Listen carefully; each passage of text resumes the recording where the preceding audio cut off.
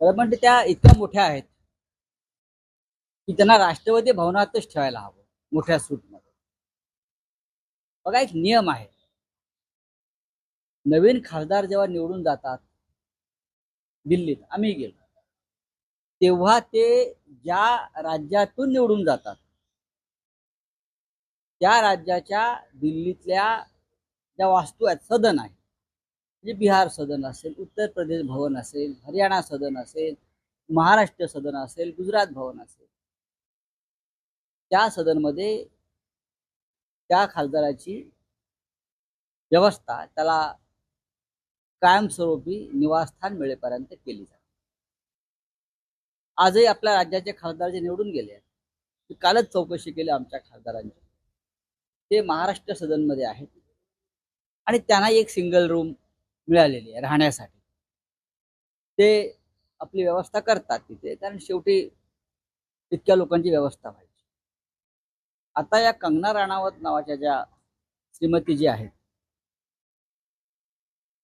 त्यांनी महाराष्ट्र सदन आणि मुख्यमंत्र्यांच्या सूट मागावा हा एक फार मोठा विनोद आहे. त्या हिमाचल प्रदेशमधून निवडून आलेले आहे. त्यांची व्यवस्था हिमाचल सदनमध्ये व्हायला हवी कायद्याने.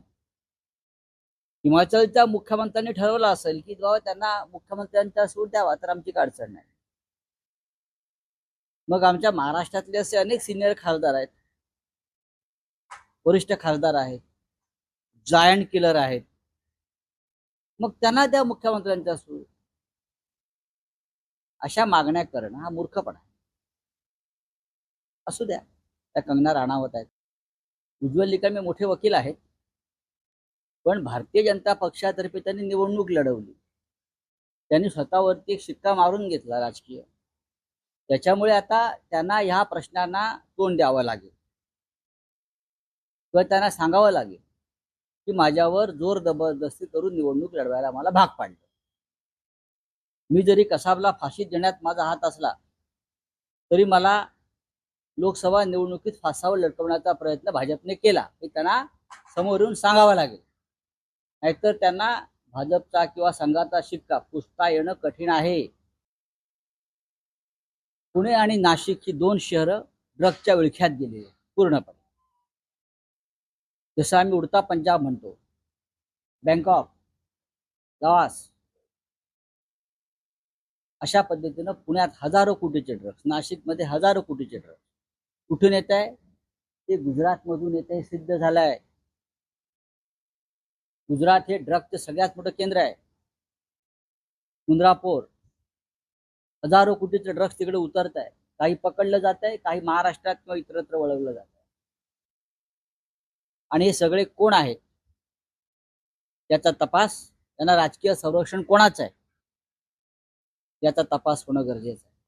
हा पैसा कोणत्या राजकीय पक्षाच्या कार्यात वापरला गेला गेल्या काही वर्षात, त्यांना कोणी संरक्षण दिलंय? या काळात पुण्याचे पालकमंत्री कोण होते? पुण्याचे पोलीस आयुक्त कोण होते?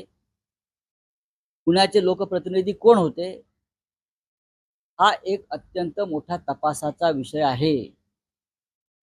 पुणे हे ड्रग्स आणि गुन्हेगारीचं सगळ्यात मोठं केंद्र बनलं आहे. पुण्यामध्ये संस्कार आणि संस्कृती, विद्या हे केंद्र होतं आमचं.